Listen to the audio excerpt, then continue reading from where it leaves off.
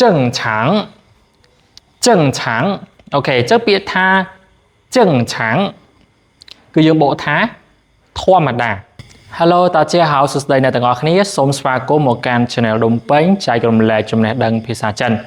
បាទអញ្ចឹងថ្ងៃនេះគឺខ្ញុំមានមេរៀនខ្លីមួយចង់ចូលមកចែករំលែកជូនទៅកាន់បងប្អូនទាំងអស់គ្នាអូខេអញ្ចឹងចំពោះមេរៀនយើងថ្ងៃហ្នឹងគឺយើងសិក្សាពាក់ព័ន្ធបែបលក្ខណៈ clear និយាយបាទគឺផ្ដើមចេញពីពាក្យអូខេ请假请假បាទ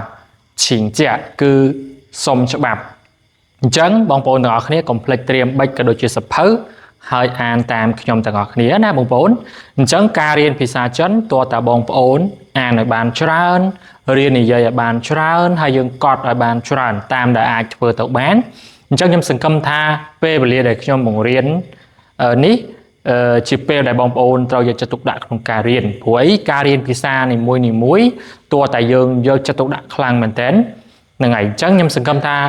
ពេលតនេរបស់បងប្អូនអាចដកពេលខ្លួនឯងកន្លះម៉ោងឬក៏20នាទីដើម្បីរៀនភាសាមួយនេះដែលយើងចង់ចេះអូខេអញ្ចឹងយើងទៅចាប់ផ្ដើមទាំងអស់គ្នាបាទអញ្ចឹងយើងមកដល់មេរៀនយើងអញ្ចឹងខ្ញុំនឹងព្យាយាមបញ្យល់ពាក្យនីមួយជូនទៅកាន់បងប្អូនទាំងអស់គ្នាហើយបងប្អូនកត់ហើយអានតាមខ្ញុំទោះតែបងប្អូនយល់ពាក្យអាហ្នឹងទើបយើងងាយស្រួលក្នុងការនិយាយឥឡូវនេះបងប្អូនមិនបាច់ទាន់ធ្វើអីទេគឺស្ដាប់ខ្ញុំអានសិនបាទបន្ទាប់មកខ្ញុំនឹងបញ្យល់ពាក្យនីមួយជូនទៅកាន់បងប្អូនទាំងអស់គ្នាបាទ经理我今天有点急事需要请假一天明天正常上班OK ម្ដងទៀត经理我今天有点急事需要请假一天明天正常上班បាទអញ្ចឹងពាក្យថា经理经理ពាក្យថា经理បាទយើងបកថាអ្នកគ្រប់គ្រងបាទបងប្អូន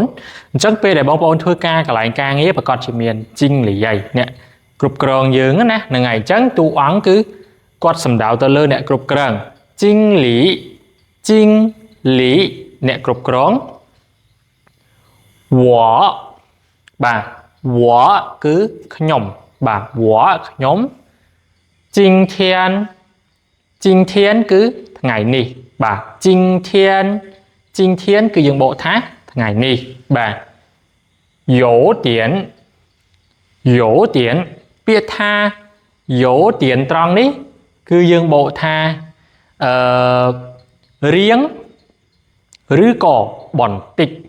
បាទខ្ញុំបកបែបហ្នឹងសិនបាទនៅពេលដែលយើងបកក្នុងឃ្លាយើងនឹងយល់បាទខ្ញុំសូមបកថារៀងឬក៏បន្តិច有点有点បាទ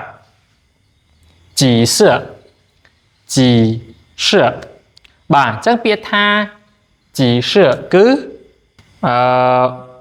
ធុរៈបន្ទាន់បាទកិច្ចការបន្ទាន់ឬក៏ធុរៈបន្ទាន់បាទអូខេធុរៈបន្ទាន់បាទ需要ពាក្យថា需要គឺយើងបកថាត្រូវការបាទ需要ត្រូវការ请假请假បាទដូចចំណងជើងមេរៀនយើងអញ្ចឹង请假គឺសុំច្បាប់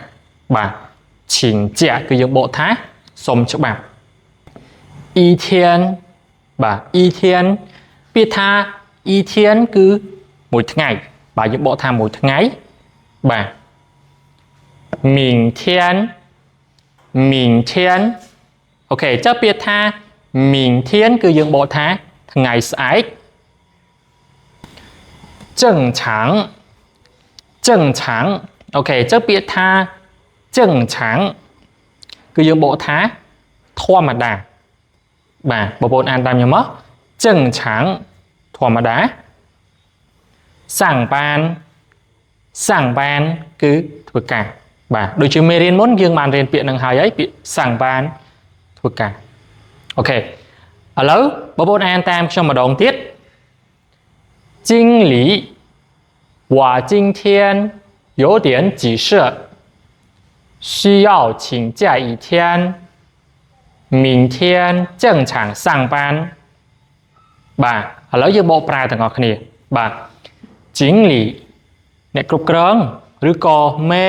អូខេយើងនិយាយភាសាការងាររបស់យើងបាទ我今天有点急事បាទថ្ងៃនេះខ្ញុំរៀងមានធុរៈបន្ទាន់បាទថ្ងៃនេះខ្ញុំរៀងមានធុរៈបន្ទាន់បន្តិចអីចឹងទៅបាទ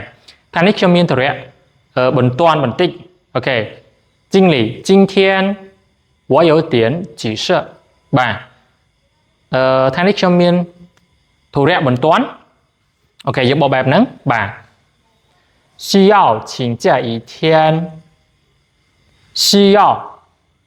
请假一天ត្រូវការសុំច្បាប់មួយថ្ងៃបាទយើងបកបែបហ្នឹង明天正常上班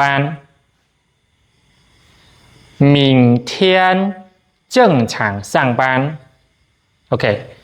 ថ្ងៃស្អែកខ្ញុំត្រឡប់មកធ្វើការធម្មតាវិញបាទថ្ងៃស្អែកខ្ញុំត្រឡប់មកធ្វើការធម្មតាវិញឬក៏ថ្ងៃស្អែកខ្ញុំមកធ្វើការធម្មតាវិញ明天正常上班ម្ដងទៀត经理我今天有点急事អ្នកគ្រប់គ្រងថ្ងៃនេះខ្ញុំមានធុរៈបន្ទាន់បន្តិច需要请假一天ត្រូវការសុំច្បាប់មួយថ្ងៃ明天正常上班ថ្ងៃស្អែកត្រឡប់មកធ្វើការវិញធម្មតាអូខេអញ្ចឹងចំពោះ clear ទី1គឺយើងបានបញ្ចប់ហើយអូខេឥឡូវយើងចូល clear ទី2វិញអញ្ចឹងបងប្អូនស្ដាប់ខ្ញុំសិនបាទគ្រាន់តែស្ដាប់លេងៗសិនណាហ្នឹងហើយ不好意思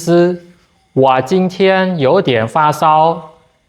想请个病假去医院看一下ម្ដងទៀត不好意思我今天有点发烧想请个病假去医院看一下អូខេឥឡូវយើងមកស្វែងយល់ទាំងអស់គ្នាបាទ不好意思不好意思ពាក្យនេះគឺយើងបកថាសុំទោសបាទ不好意思សុំទោសអូខេ我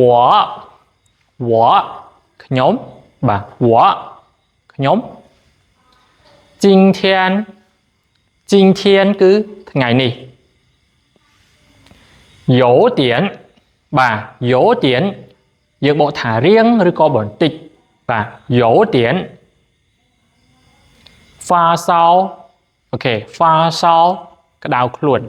បាទ发烧គឺយើងបកថាក្តៅខ្លួន想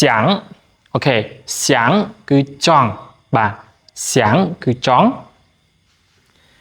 请个病假បាទចឹងត្រង់ពាក្យថា请គឺយើងបកថាសុំឬក៏អញ្ជើញ请សុំឬក៏អញ្ជើញពាក្យកគឺជាຂະຫນາດឬក៏ឯកតាពាក្យថាកបាទយើងភ្ជាប់ជាមួយនឹងពីងជាទៅជាច្បាប់មួយឈីងកពីងជាសុំច្បាប់យើងបកបែបហ្នឹងឈីងកពីងជាសុំច្បាប់បាទឬក៏បងប្អូននិយាយថាឈីងជាក៏បានប៉ុន្តែនៅក្នុង clear នេះគេចង់បញ្ជាក់ថាសុំច្បាប់មួយឈីងកពីងជាពាក្យថាកចេញពីពាក្យអ៊ីកតោះនេះបងប្អូនប៉ុន្តែគេលុបអ៊ីចោលគេដាក់ថាកបាទឈីងកពីងជាឈីងកពីងជា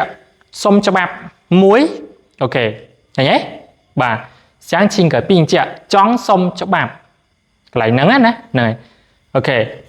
想请个病假បាទឥឡូវយើងទៅសិនបាទ去ទៅបាទពាក្យថា去គឺយើងបកថាទៅ医院គឺយើងបកថាមន្ទីរពេទ្យបាទ看គឺមើលបាទ看មើល一下មួយផ្លែត一下មួយផ្លែតអូខេឥឡូវបងប្អូនមកបកប្រែជាមួយខ្ញុំ bà lấy những bộ thằng ngọc khía bu hảo y sư ok những bộ mất sông tô bà rồi có chia sẻ bà và tay em số bộ thằng sông tô bà 我今天有点发烧吧我今天有点发烧 ថ្ងៃនេះខ្ញុំរៀងក្តៅខ្លួនបន្តិចបាទ我今天有点发烧បាទថ្ងៃនេះខ្ញុំរៀងក្តៅខ្លួនបន្តិច